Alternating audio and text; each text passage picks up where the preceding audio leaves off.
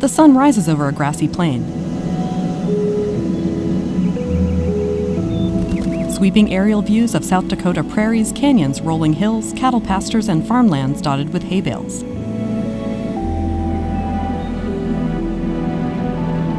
Goats scamper across an open field. This is, the Wild West, the last of the Old West out here. It's rolling, undulating ground. Rolling hills, grassland. Stark and sparse, I think, for outsiders when they first see it. Canyons and crevices. A lot of wheat fields. They wave and they look like ocean waves, kind of. They're so Few pretty. trees. Only trees are kind of by the Lots creeks. of grass, buffalo grass. Wonderful ranching country where we Pasture live. land, a lot of cattle. Just beautiful country as far as I'm concerned. Really beautiful colors, huge sky. A lot of beautiful sky. It's vast, it's expansive. Rays of sunlight pierce through clouds above an open plain. Suddenly a warning sign. Restricted area, use of deadly force authorized. On the rolling grasslands of the Great Plains, chain-link fences and secured buildings bear silent witness to a secret hidden in plain sight. You see a fenced-in area, a few warning signs about not trespassing. There were gates, padlock gates at the entrance to the site. As a kid, I don't think we talked about them all that much. We used them as a landmark, basically. A chain link fence surrounds buildings on an open plain. The landscape was almost made for hiding missiles. In a sense, it was the perfect place for nuclear weapons. Beneath the plains. Title reads, Beneath the Plains, the Minuteman Missile on alert.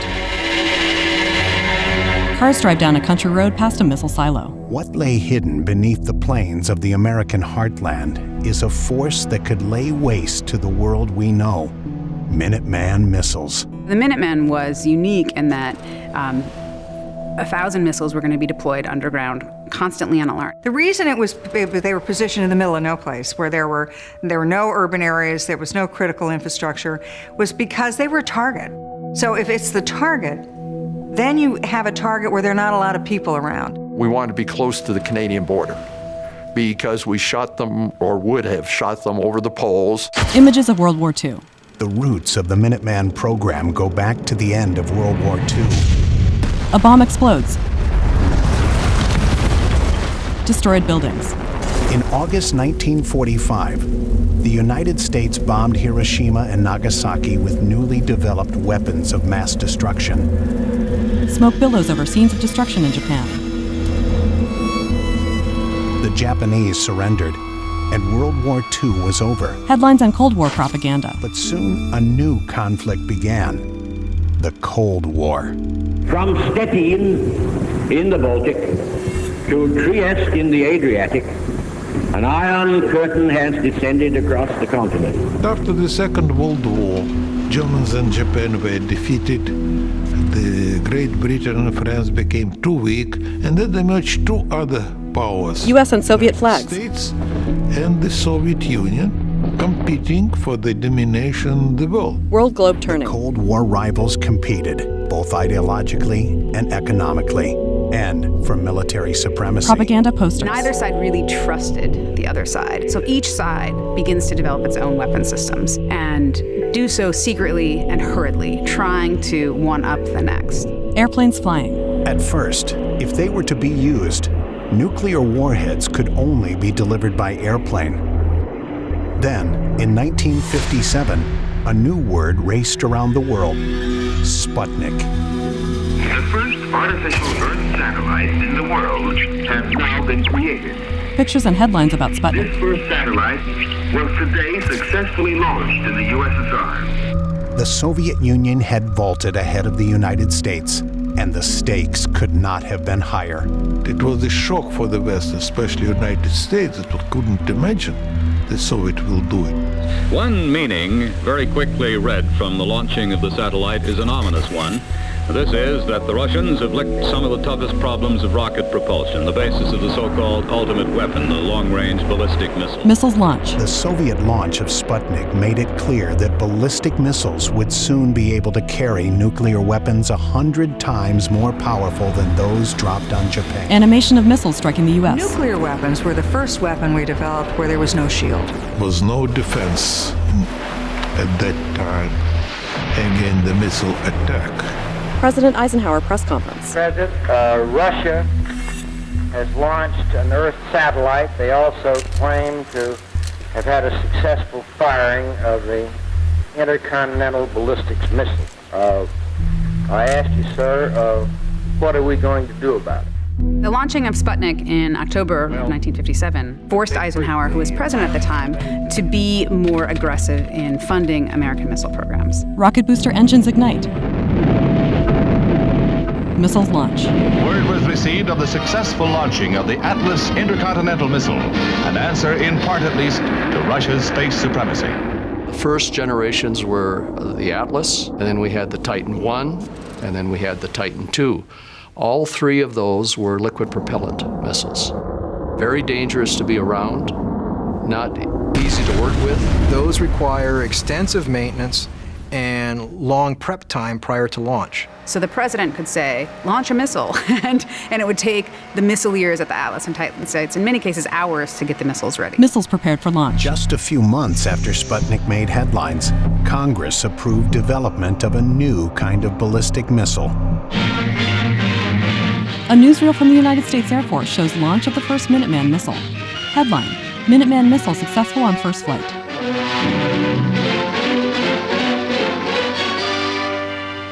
Cape Canaveral, now in its second decade as the focal point in this nation's missile testing activities, begins its work with a new generation of ballistic missiles. It's the Air Force's newest ICBM, the solid fuel-powered Minuteman. It's smaller, simpler to operate, cheaper to build than the liquid-fueled Atlas and Titan, and will be just as efficient in its particular combat mission. Missile launch. Revolutionary War Minuteman illustration. The name Minuteman was deliberately chosen to evoke the patriotic Revolutionary War Minutemen, who were also ready to fight at a moment's notice. The Minuteman missile with the solid rocket boosters was, as soon as you turned the key, it was enabled and out the door it went. An intercontinental ballistic missile could be launched from the Soviet Union. It would reach the United States in 30 minutes. If there's incoming warheads from the Soviet Union, the early warning people out in Colorado had to assess that in 3 minutes. And then the president had to be notified immediately. He would get a briefing on his options and their consequences. And do you know how long that briefing would last? As little as 30 seconds. Missile launch. A stack of hay bales in a prairie. To the Air Force engineers and planners, America's Great Plains seemed ideal for basing the Minuteman. Needed a lot of land in order to distribute these missiles. The heartland of America was the obvious place we were going to do this. We weren't going to do them in heavily populated areas. Construction photos. Building the system was a massive public works project. The silo was 80 feet deep, the missile was about 60 feet, and there was a 1.2 megaton hydrogen bomb on top of that. The construction crews worked 3 shifts a day, 24 hours a day to complete these silos with the perceived threat of the Soviets. Map of missile fields. There was good reason to fear the Soviet threat. The first 10 Minuteman missiles went on alert in Montana during the Cuban Missile Crisis of 1962. Newsreel headline: The Cuban Crisis. Fidel Castro, military troops and vehicles, maps President Kennedy. Cuba became the focus of world attention. Here centered the most critical threat of global war since the surrender of Germany 17 years ago. The Cuban Missile Crisis is when the Soviets deployed nuclear missiles on the island of Cuba. This created panic on the American territory. If these missiles will be ready, they will launch them and they will kill us. We have to do something, take them out. The Cuban Missile Crisis is the closest that the world has come to global Armageddon and thermonuclear war. President Kennedy. It shall be the policy of this nation to regard any nuclear missile launched from Cuba against any nation in the Western Hemisphere as an attack by the Soviet Union on the United States, requiring a full retaliatory response upon the Soviet Union. The crisis escalated to the edge of nuclear war.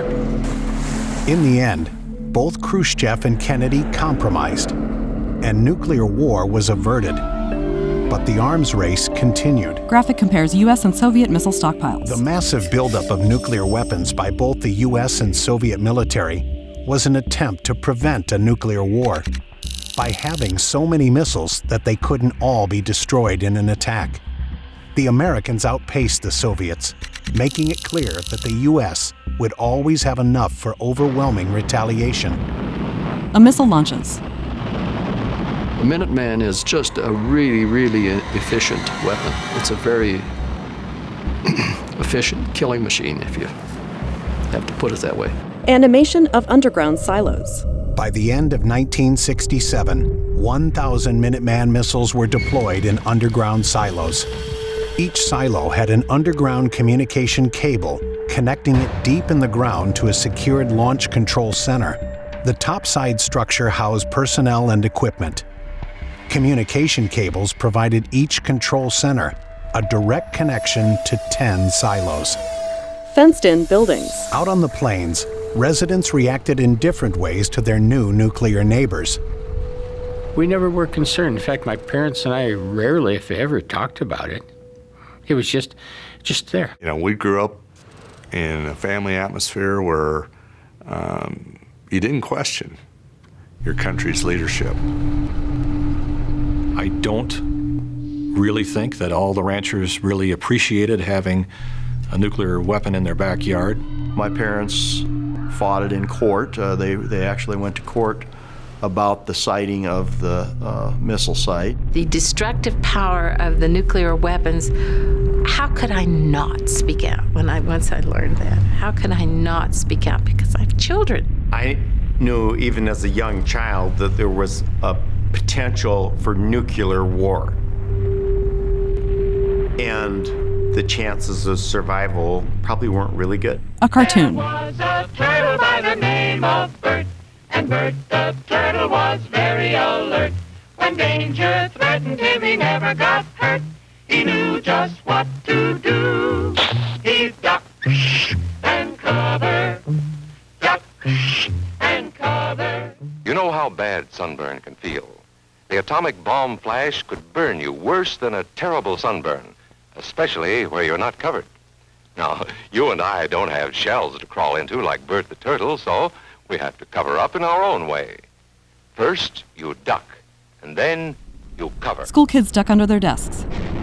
The 1,000 Minuteman missiles deployed beneath the plains of the upper Midwest became a cornerstone of a strategy called Mutually Assured Destruction, or MAD. If you're willing to try to destroy us, we will make sure we destroy you. The leader in the other country goes, I'm not going to shoot against you because I'm afraid what's going to happen to me. We looked at the Russians as generally rational actors. They didn't want to die. Russian soldiers. There was a perception that something might go wrong and some idiot in America might push a button. So we have to be vigilant. It seems like a crazy way to keep the peace, but that's all we had. Both sides realized that the results would be something that they can't live with. Basically, it's a suicide pact. But it was a suicide pact intended never to be carried out. A nuclear bomb explodes. Both sides knew they could not win, and that nothing would be gained by trying. Flags of U.S. and USSR. Peace was the only rational option. Yet the missileers remained on alert. A truck pulls up to a guarded gate. Missileers in white jumpsuits exit the truck, pass through a security checkpoint. Morning, sir. Ready to authenticate. Enter an elevator and descend into a missile launch control center deep underground.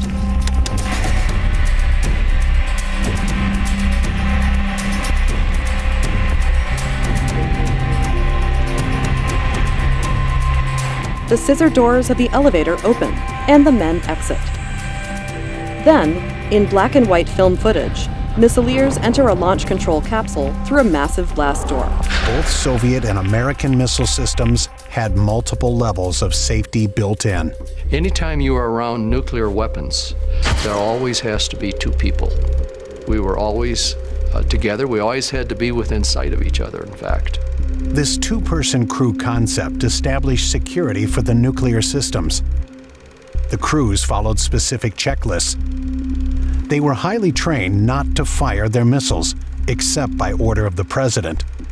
The training for both weapon system, maintenance and emergencies and for emergency war orders was all done out of very clear, well-developed checklists. We had all kinds of checklists that we would run through. If you learned the checklist, crew members in capsule, you knew how to do your job flawlessly.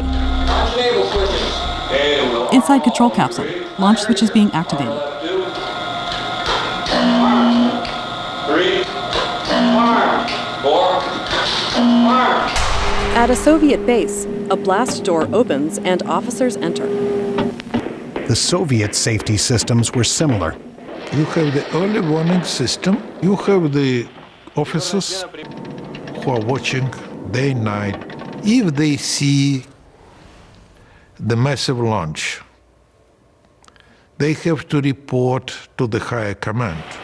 And he will report to the head of state, who have to make the decision to launch retaliation. Missiles in silos. But even the best systems, trained officers, and rational political leaders aren't perfect.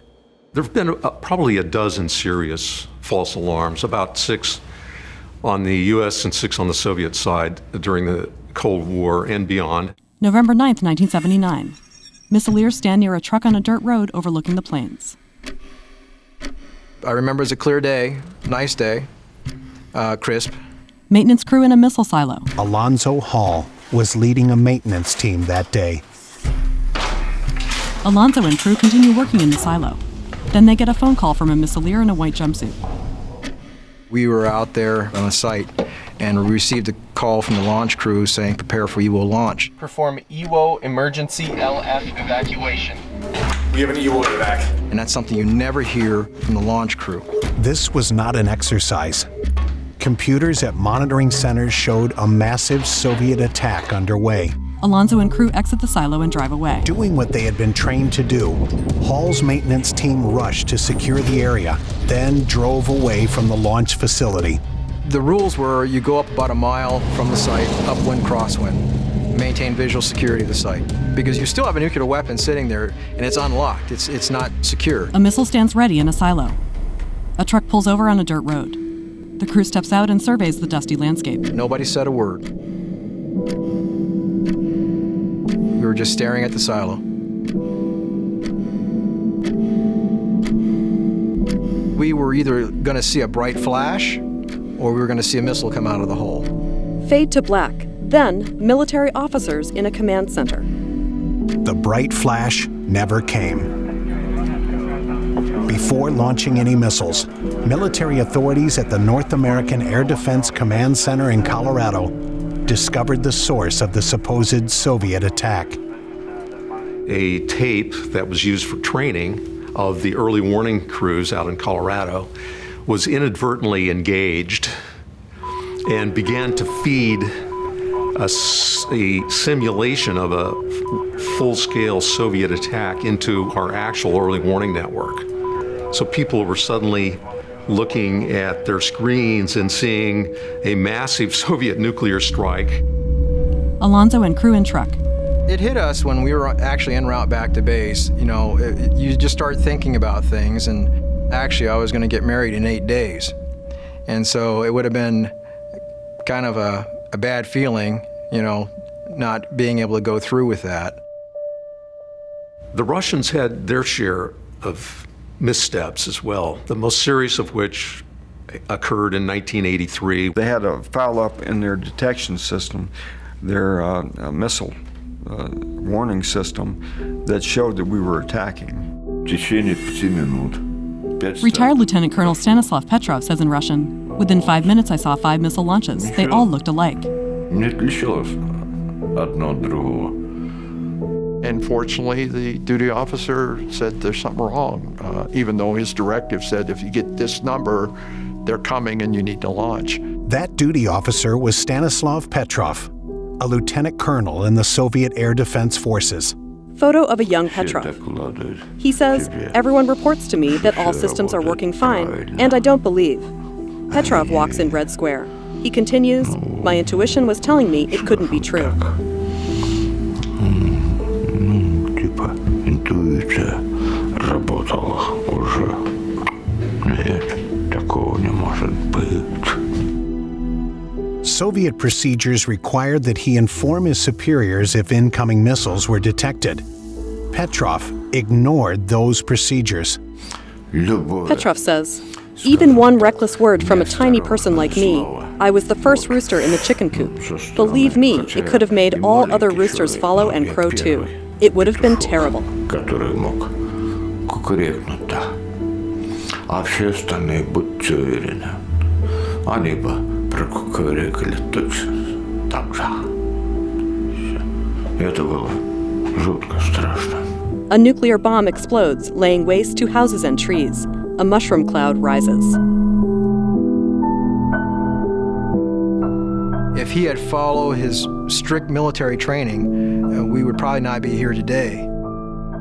The actions of Lieutenant Colonel Petrov that day may have prevented a nuclear war, but they also ruined his Soviet military career.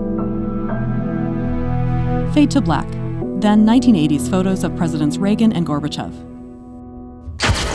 In the 1980s, the two superpowers tried to lower nuclear tensions through diplomacy.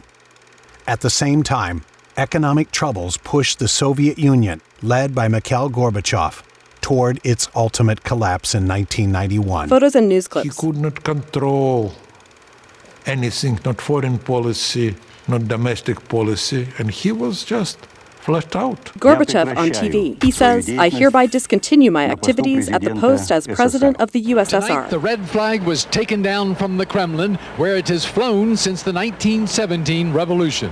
The Soviet Union it symbolized is now dead. At the end of the Cold War, a lot of people expected that the nuclear deterrent forces that both sides built up would be relatively quickly dismantled. Bush and Gorbachev In signed fact, treaty. a few months before the collapse of the Soviet Union, Presidents George H.W. Bush and Mikhail Gorbachev had signed the Strategic Arms Reduction Treaty, known as START 1. It was the first treaty to order deep reductions in both sides' strategic nuclear weapons. Why was this important? Well, the more nuclear weapons in the world, the more opportunity for accident and mishap.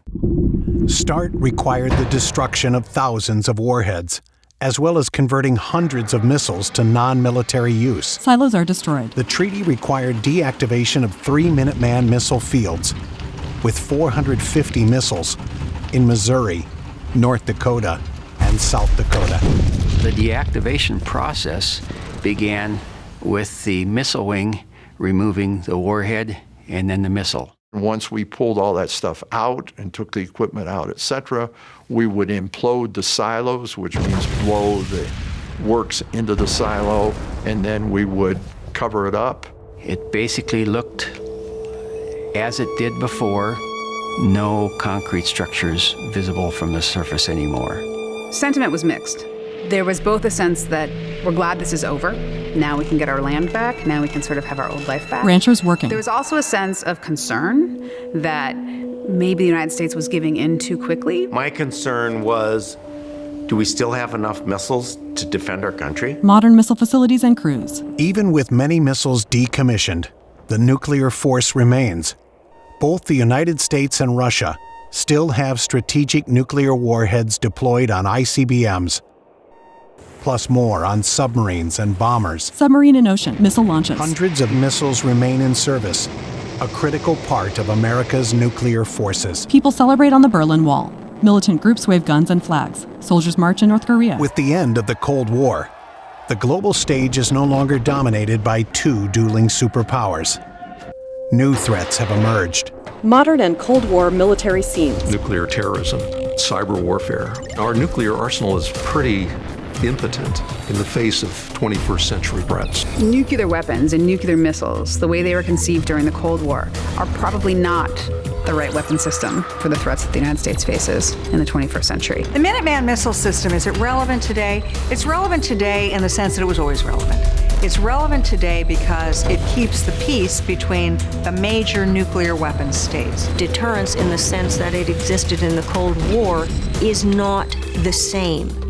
I don't believe just removing all nuclear weapons, because without nuclear weapons, without this mutual destruction, you will find politicians who will want to start the war. The Minuteman missile played a huge role in our nuclear posture.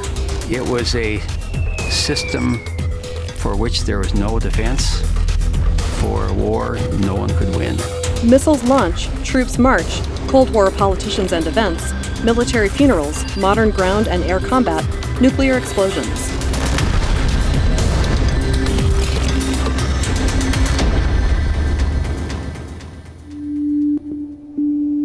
Aerial views of open plains, cattle, running horses, and windmills. In a landscape that seems unchanged through the decades, there are still hundreds of nuclear missiles at the ready in 5 states.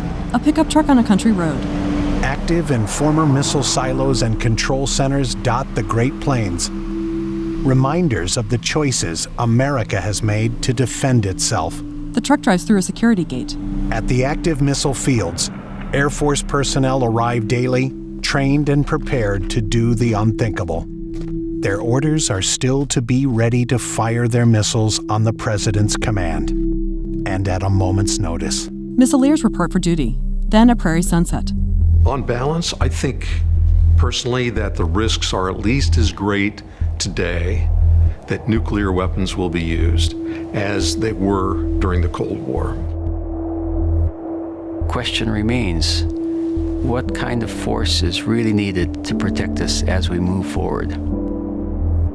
We are safer today with our strategic capability of mutual destruction, and we'll live with this for many, many years or decade, and maybe forever. An empty highway on the plains stretches to the horizon. Fade to black.